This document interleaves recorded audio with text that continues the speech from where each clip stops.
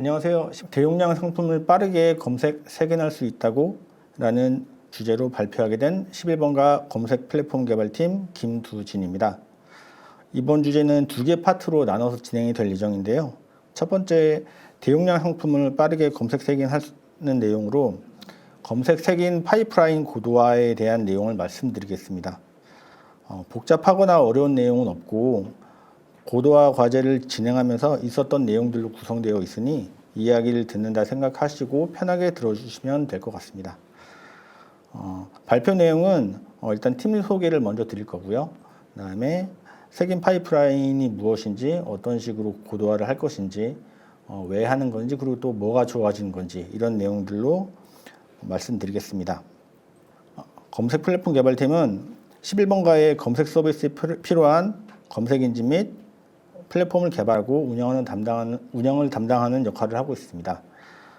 11번가의 모든 라이브 상품들이 들어있는 OM 검색부터 시작해서 그다음에 광고 검색, 아마존 검색, 쇼킹딜 검색을 비롯해 장보기 서비스를 하는 마트 검색과 라이브 상품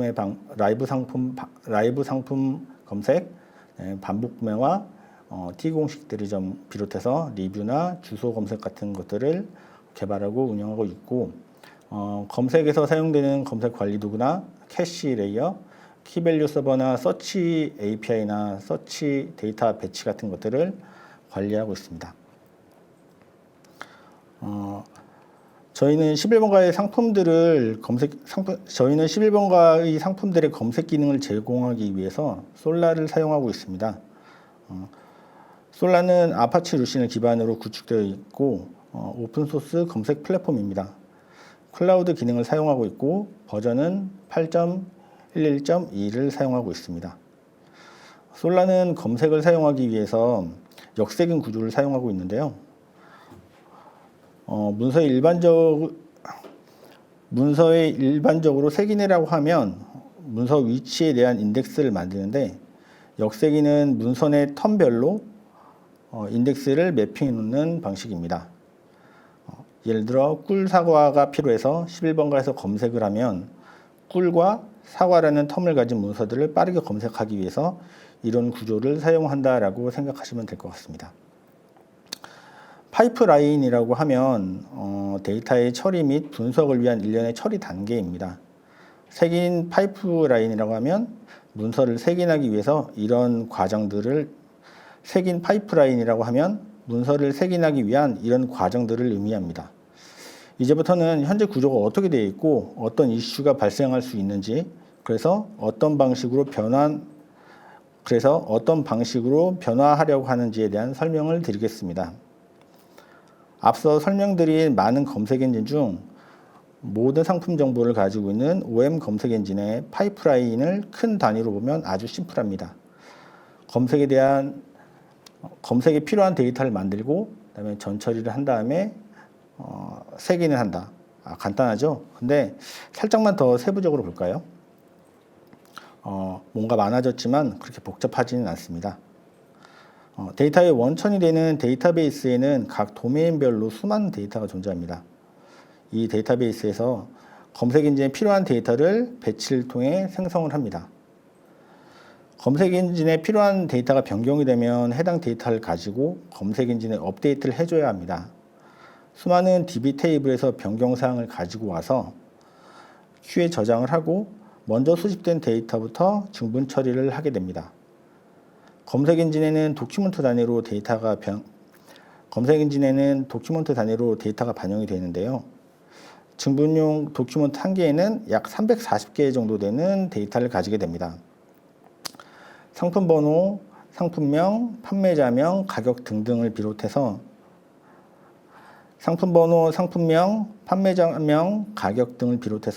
쿠폰이나 프로모션 등과 같은 수많은 데이터를 하나의 문서로 생성을 합니다. 그런데 매번 증분 때마다 도큐먼트의 모든 데이터를 생성을 하다 보니 불필요한 데이터들까지도 반복적으로 생성을 합니다. 예를 들어 가격만 1,000원에서 2,000원으로 바뀌었던가, 상품명에서 단어가 조금만 바뀌어도 도큐먼트에 필요한 데이터들을 모두 새로 만듭니다. 이 부분에 대한 개선 포인트가 있고, 매일 1회 전체 상품 데이터를 새로 만드는 색인도 합니다. 340개 데이터를 가지는 도큐먼트 3억 개를 새로 생성하는 거죠.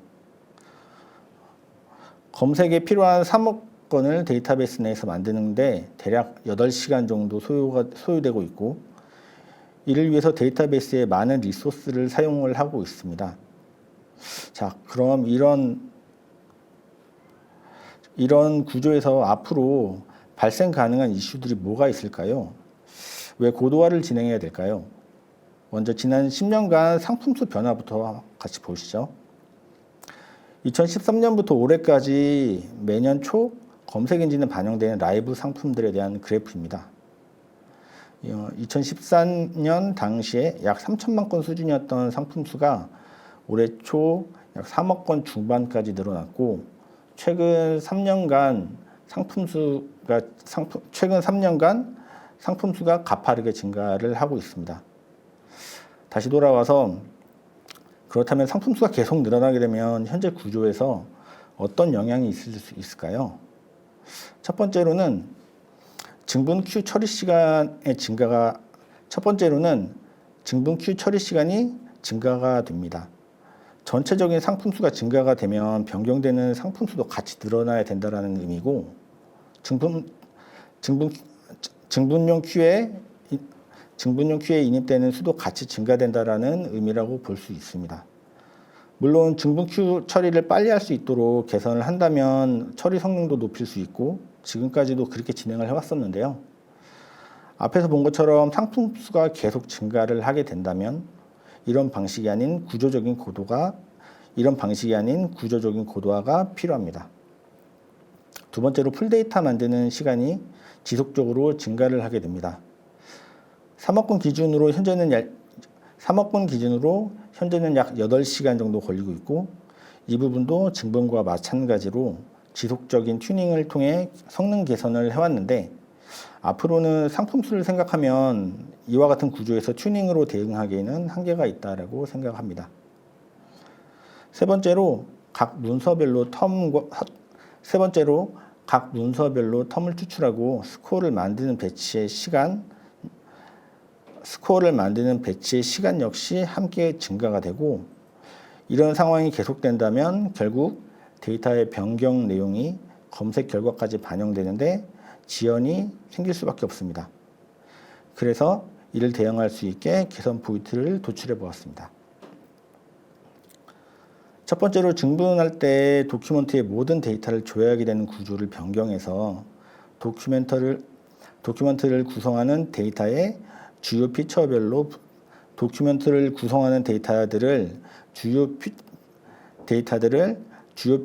분리를 하고, 두 번째로는 풀데이터 만드는 배치에 대한 페이드아웃입니다. 지금까지는 색인 프로세스에 대한 데이터 레이크가 적용되는 케이스가 없었고, 상품에 적용되는 다양한 가격 정책 중 상품에 적용되는 다양한 가격 정책 중에 풀데이터를 만들어 색인할 때 적용되는 케이스가 있었기 때문에 매일 1회 데이터를 생성하고 있었는데요. 앞으로는 아이스버그를 이용해서 이런 부분을 보완할 수 있을 것으로 보입니다. 세 번째로 대용량 분산 처리 시스템을 활용해서 데이터를 구성하는 부분에도 이점을 가져갈 수 있습니다. 앞서 말씀드린 부분을 그려보면 이렇습니다. DB에서 데이터 만드는 부분을 세분화를 하고 각 유형별로 변경 데이터 갱신해주는 배치가 별도로 존재합니다. 이러면 배치별로 처리해야 될 데이터 양이 작아지고 불필요한 데이터 갱신까지 하지 않아도 됩니다. 이어 카프카와 플링크를 이용해 아이스버그 테이블로 변경이 일어난 데이터들을 동기화하게 되고, 텀과 스코어를 관리하는 배치는 전체적인 프로세스와 별개로 단독으로 수행할 수 있게 변경할 수 있습니다. 이후 스파크 SQL을 이용해 분산 환경에서 변경이 일어난 데이터들을 조회한 후 솔라의 색인 처리해서 검색 결과에 반영할 수 있습니다. 이런 구조가 전체적으로 고도화를 하려고 하는 방향인데요. 그래서 에지즈와 비교해서 뭐가 좋아지는 걸까요? CDC를 통해 데이터 연동을 빠르게 할 수 있습니다. DB에서 유형별로 분리해서 관리하는 데이터들을 실시간으로 아이스버그 테이블까지 반영이 가능합니다. 두 번째로 분산 처리를 통해 대량으로 데이터를 색인 처리할 수 있는데요. 아직 전체 상품 3억 건 기준으로 테스트를 해보진 못했지만 스파크 분산 환경을 이용해서 변경된 데이터를 솔라에 색인 처리하게 되면 3천만 건 기준으로 약 15분 정도의 처리를 할 수 있습니다. 에지즈 기준으로 1시간당 약 140만 건 정도를 처리했던 것, 에지즈 기준으로 1시간당 약 140만 건을 처리했던 것과 비교를 하면 성능적으로 많은 이점을 가져갈 수 있을 것으로 보입니다. 세 번째로 매일 풀데이터를 만들기 위해 많은 DB 자원을 사용하고 있었는데요. 풀데이터 생성 배치를 페이드아웃 함으로써 풀데이터 생성 배치를 페이드아웃 함으로써 리소스 확보를 할 수 있고 데이터를 유형별로 분리해서 동기화하기 때문에 데이터를 유형별로 분리해서 동기화하기 때문에 데이터적인 이슈들이 생겼을 때 대응 및 관리 편의성이 증가될 수 있습니다. 이렇게 검색 색인 파이프라인 고도화에 대해서 설명을 드렸습니다. 이렇게 검색 색인 파이프라인 고도화에 대한 설명을 드렸습니다. 아직 진행하고 있는 개선과 재고, 일부 미구현된 기능 개발이나 퍼포먼스 향상을 위해 고민을 좀 더 해봐야겠지만 저희가 고민하고 개발하는 이런 내용들을 서비스에 적용하고 나면 11번가 검색에 대한 품질 향상에 많은 도움이 될 수 있을 거라고 보입니다. 이것으로 대용량 상품을 빠르게 검색 색인할 수 있다고 주제의 파트 1 검색 색인 파이프라인 고도화에 대한 발표를 마치겠습니다. 더 자세한 내용에 대한 궁금하신 점은 djkorea sk.com으로 메일 주시면 좀 더 다양한 내용으로 답변 드릴 수 있도록 하겠습니다. 감사합니다. 안녕하세요. 대용량의 상품을 빠르게 검색 색인할 수 있다고 파트 2 아파치 아이스버그 도입기 발표를 맡은 11번가 데이터 플랫폼 팀 김용주입니다. 이번 발표는 올해 5월부터 지금까지 진행하고 있는 아파치 아이스버그를 활용한 분산 환경에서의 실시간 데이터 갱신에 대한 이야기를 드리려고 합니다. 운영에 적용한 지 얼마 되지 않아서 결과 데이터가 부족한 상태이기 때문에 아이스버그를 선정한 이유 및 도입 방법, 진행 내용에 초점을 맞춰서 발표하겠습니다. 그럼 시작하겠습니다. 먼저 프로젝트가 시작된 계기에 대해 설명드리고 우리가 해결해야 하는 목표를 달성하기 위한 해결 방법 및 진행했던 과정을 설명드리겠습니다. 2003년 5월 어느 날 저희 팀 팀장님으로부터 새로운 업무를 할당받았습니다. 대규모 분산 환경에 실시간 데이터 갱신을 해야 되는 업무였는데요. 처음 이야기를 들었을 때는 불가능하다고 생각이 들었기 때문에 이때 당시에 들었던 감정을 표현을 해봤습니다. 실시간 갱신이 어려운 거냐고 물으신다면 매우 어렵다고 말씀드리고 싶습니다. 일단 첫 번째로 빅데이터 환경은 갱신이 안 됩니다. 한 번 쓴 데이터는 수정을 할 수 없고 갱신을 위해서는 기존 파일을 지우고 새로 만드는 방법밖에 없습니다. 11번가의 표준 DW 엔진인 하이브는 데이터 플랫폼 환경에서 insert, update, delete 명령어는 차단을 해놓은 상태이고요. 두 번째로 실시간 갱신은 더욱 어렵습니다. 11번가 데이터 플랫폼에 실시간 저장되는 데이터는 로그 데이터밖에 없습니다. 다만 저장과 갱신은 다른 개념으로 저장은 단순하게 파일에 쓰는 것이며 갱신은 쓰기와 동시에 데이터의 내용을 파악하여 병합 및 삭제를 처리할 수 있어야 합니다.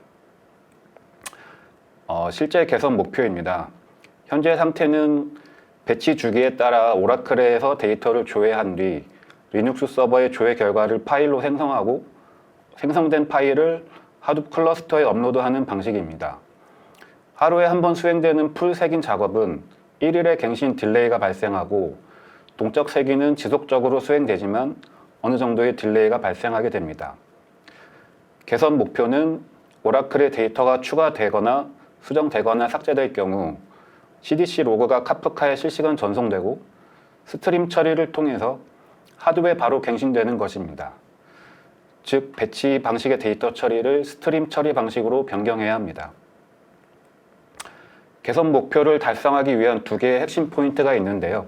첫 번째로는 오라클에 갱신되는 데이터를 실시간으로 카프카에 전송해주는 부분이고, 두 번째로 카프카에 저장된 데이터를 읽어서 하둡에 갱신하는 스트림 처리 부분입니다. 첫 번째 포인트는 11번가 DB 개발팀에서 만든 이벤트 데이터 허브 카시타를 통해서 해결이 되었습니다. 소스 테이블의 CDC 로그를 실시간에 카프카에 전송합니다. 두 번째 포인트는 아파치 플링크와 아파치 아이스버그의 조합으로 해결하였습니다. 플링크는 고속 스트림 처리에 특화되어 있고, 아이스버그는 분산 환경에서 데이터 갱신 기능을 제공합니다. 적용한 내용을 알아보기 앞서 데이터 인프라의 변화 과정을 알아보겠습니다. 현재의 데이터 인프라 환경은 대부분 데이터 웨어하우스와 데이터 레이크를 혼합하여 구성되어 있습니다. 인프라의 데이터를 제공하는 관점에서 살펴보면, 데이터 웨어하우스는 미리 정의된 스키마의 정형 데이터를 수집하여 데이터 마트를 구성하였고, 데이터 레이크는 정형, 비정형 데이터를 먼저 수집하고 저장된 데이터를 재가공하여 엔드 유저에게 제공했습니다. 레이크하우스는 정형, 비정형 데이터를 수집함과 동시에 데이터를 가공하여 실시간으로 각각의 환경에 제공됩니다. 즉, 레이크하우스는 데이터 레이크와 데이터 웨어하우스의 장점을 결합한 새로운 패러다임이며 ACID 보장, 스키마 진화, 타임 트래블, 업서트 및 삭제 등의 기능을 지원합니다. 이러한 기능을 지원하기 위해서는 오픈 테이블 포맷을 지원하는 오픈소스를 사용해야 합니다. 오픈 테이블 포맷이란 RDB 테이블의 안정성과 신뢰성을 빅데이터 환경에 적용할 수 있는 기능을 제공합니다. 최근 가장 많이 사용되는 오픈소스로는 아이스버그, 후디, 델타 레이크가 있습니다. 세 가지의 기능은 크게 차이나지 않기 때문에 각자의 환경에 맞는 워크로드에 맞춰서 선택하시면 될 것 같습니다. 저희는 실시간 업서트 및 딜리트 기능과 성능을 타깃으로 검토하였습니다. 델타 레이크는 오픈소스 라이선스 및 지속성 측면에서 제외하였고, 후디의 기능이 저희의 요구 조건에 대부분 부합되어 선정하였습니다. 그러나 스트림 처리 시 삭제 기능이 안 되는 이슈가 있고, 대용량 리소스 사용 이슈가 있어서 프로젝트 중간에 아이스버그로 변경을 하게 되었습니다. 세 가지 프로젝트는 빠르게 발전하고 있으므로 발표 시점에 일부 내용이 달라질 수 있습니다. 최신 정보는 각 프로젝트의 홈페이지를 참고하시기 바랍니다. 아이스버그 공식 홈페이지에 있는 내용을 그대로 가져왔습니다. 좋은 기능들을 많이 제공하지만 저희의 목표 해결을 위한 내용만 살펴보겠습니다. 아이스버그는 분석 데이터셋을 위한 오픈 테이블 포맷이며 RDB 테이블의 안정성과 신뢰성을 빅데이터 환경에 적용할 수 있습니다. 또한 데이터 업서트, 삭제가 가능한 SQL을 제공하고 데이터 압축을 통해 파일 크기를 최적화할 수 있으며 그에 따라 조회 성능을 향상시킬 수 있습니다. 아이스버그는 메타 정보 및 데이터를 파일 단위로 관리하고 있는데요. 이는 하이브 테이블 형식의 문제점을 해결하는 키포인트가 되었습니다. 아이스버그 테이블 아키텍처를 보면 카탈로그, 메타데이터 레이어, 데이터 파일 레이어 세 가지 부분으로 나뉘어져 있습니다. 카탈로그를 제외하면 모두 파일이며 설정에 따라 카탈로그도 파일로 관리할 수 있습니다. 저희의 환경은 하이브 메타스토어를 카탈로그로 사용하고 있습니다. 셀렉트 쿼리가 수행되는 단계별로 어떻게 파일들을 사용하는지 알아보겠습니다. 셀렉트 쿼리가 시작되면 카탈로그에 접근하여 현재 메타데이터 파일을 가리키는 포인터를 체크합니다. 포인터가 가리키는 메타데이터 파일을 읽어서 현재의 스냅샷을 알아냅니다. 현재의 스냅샷은 S1입니다. 매니페스트 리스트 파일을 읽어서 최종 스냅샷이 참조하는 매니페스트 파일 목록을 확인합니다. 매니페스트 파일을 읽고 최종적으로 조회해야 할 데이터 파일을 확인합니다. 데이터 파일을 읽고 SQL에 대한 결과를 반환하게 됩니다. 이번에는 아이스버그의 주요 기능을 업서트 및 딜리트 쿼리 수행 단계에 맞춰서 설명드리겠습니다. 중요한 부분이니 집중해 주시기 바랍니다. 먼저 업세트 쿼리를 수행하게 되면 최종 스냅샷 S1이 참조하는 데이터 파일을 메모리에 로드 후 변경된 내용을 새로운 파일로 생성합니다. 새로 생성된 데이터 파일, 변경되지 않은 데이터 파일을 가리키는 매니페스트 파일이 생성됩니다. 새로 생성한 매니페스트 파일, 기존의 매니페스트 파일을 가리키는 매니페스트 리스트 파일이 생성됩니다. 새로운 스냅샷 S2가 포함된 메타데이터 파일이 생성됩니다. 마지막으로 카탈로그의 메타데이터 포인터를 새로 생성된 메타데이터 파일로 변경하면서 종료가 됩니다. 여기서 중요한 점은 메타데이터 포인터가 변경되기 전, 즉 업서트 작업이 진행 중인 과정에 특정 사용자가 해당 테이블에 조회를 했을 경우 최종 스냅샷인 S1을 참조하게 되고 그에 따라 변경 전 데이터 파일을 읽게 됩니다.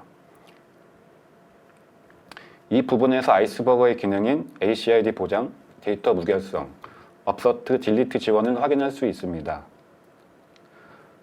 또한 아이스버그는 특정 스냅샷을 쿼리의 필터 조건으로 지정이 가능한데요. 새로운 메타데이터 포인터로 변경이 된 이후라도 과거의 스냅샷 S1을 지정하면 해당 스냅샷이 참조하는 데이터 파일을 조회할 수 있습니다.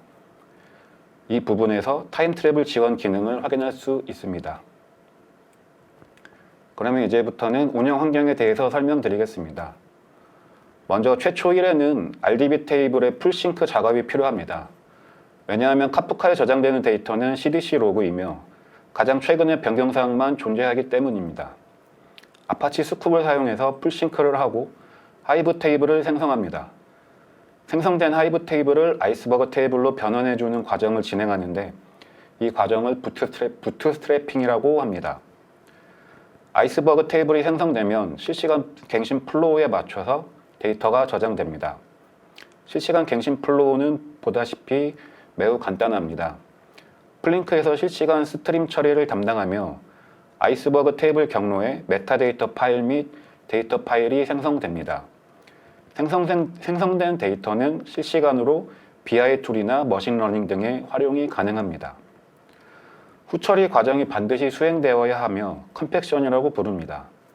컴팩션은 비동기 방식으로 백그라운드에서 주기적으로 수행되고 데이터 파일을 병합하여 스몰 파일 이슈를 해결하면서 조회 성능을 향상시킵니다. 마지막으로 플링크의 상태 정보를 프로메테우스로 실시간 수집하고 있으며 아이스버그 테이블에 대한 파일, 상태, 정합성, 결과 정보를 주기적으로 수집하여 일래스틱 서치에 수집하고 있습니다.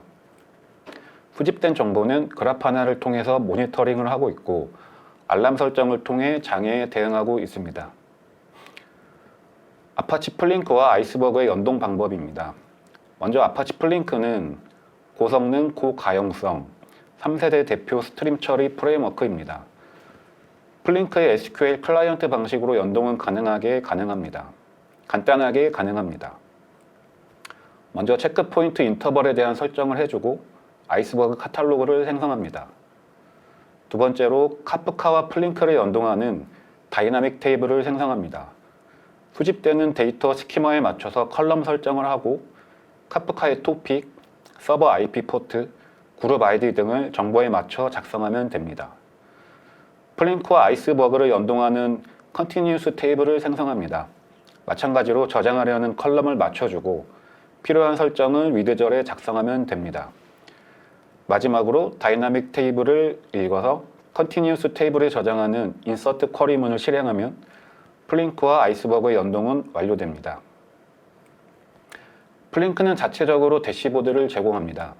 현재 실행 중인 잡의 개수 및 상태를 확인할 수 있으며 잡의 세부 정보, 즉 태스크의 실행 상태 및 각종 정보를 확인 가능합니다. 또한 프로메테우스와 쉽게 연동하여 모니터링 할 수 있습니다. 이 결과입니다. 아이스버그 테이블 저장 성능에 대한 결과를 설명드리겠습니다. 데이터 변화량이 많은 특정 시점의 컨슈머 렉을 보면 05시에서 07시 사이에 벌크로 데이터가 유입되는 것을 알 수 있는데요. 이때 맥스 컨슈머 렉은 149만 건 정도 되며 다른 시간대는 25만 정도를 유지하고 있습니다. 플링크의 체크 포인트 인터벌을 10분 주기로 설정해 놨기 때문에 컨슈머 렉도 10분 단위로 0으로 줄어들었다가 다시 늘어나는 모습을 볼 수 있습니다. 이러한 규모의 데이터를 플링크 태스크 한 개로 처리하고 있으며 벌크 유입 구간에도 지연 없이 인입이 잘 되고 있습니다. 스트림 처리 성능을 조금 더 살펴보겠습니다. 11월 1일부터 11월 23일까지의 데이터 인입 처리 현황입니다. 각 범위별로 민, 맥스, 평균 수치를 확인해 보면 다음과 같은데요. 평균적으로 하루에 1일 4,600만 건, 그리고 시간당 190만 건, 분당 50만 건을 처리하고 있습니다. 네, 결론입니다. 실시간 갱신으로 최종 사용자가 빠르게 데이터를 사용 가능하지만 이에 따르는 트레이드 오프가 발생하게 되고 그 중에서 중요한 점은 스몰 파일 문제입니다. 아이스버그는 이벤트가 발생할 때마다 새로운 파일을 생성하는데 갱신 속도, 즉 플링크의 체크포인트 인터벌을 짧게 가져갈수록 파일은 많이 생성되고 각 파일의 사이즈는 작아지게 됩니다. 데이터 사이즈가 작은 스몰 파일이 많이 발생하게 되면 조회하는 성능이 떨어지게 되고 하둡 리소스 매니저의 부하도 증가하게 되어 데이터 플랫폼 운용 측면에서 여러 이슈가 발생할 확률이 올라가게 됩니다. 그래서 스몰 파일끼리 병합하여 조금 더 큰 파일로 압축하는 과정이 반드시 필요한데 컴팩션은 많은 리소스를 사용하기 때문에 적절한 옵션을 적용하여 신중하게 수행해야 합니다. 결국 각자의 환경 및 상황에 맞춰 갱신 속도와 조회 성능 간의 적절한 절충점을 찾아야 하고 이 절충점을 찾기 위한 테스트와 시행착오가 아이스버그 적용 과정의 핵심 포인트라고 생각합니다. 마지막으로 기대 효과인데요. 실시간 데이터 갱신이 전사적으로 적용되면 실시간 검색 색인, 실시간 추천, 실시간 분석이 가능해지며 데이터 기반 의사결정이 빨라지게 됩니다. 그에 따른 효과로는 판매자와 구매자의 만족도가 증가하고 구매자의 구매 결정에 도움을 줄 수 있으며 서비스의 현황 및 상태를 빠르게 분석하여 이에 대응하는 의사결정 속도가 증가하게 됩니다. 이러한 변화는 서비스 품질의 증가라는 효과로 이어질 것으로 생각합니다. 급변하는 IT 환경에 맞춰가기 위하여 열심히 노력하시는 엔지니어 분들께 이 발표가 조금이나마 도움이 되셨으면 좋겠습니다. 지금까지 11번가 아파치 아이스버그 도입기 이야기를 경청해 주셔서 감사합니다.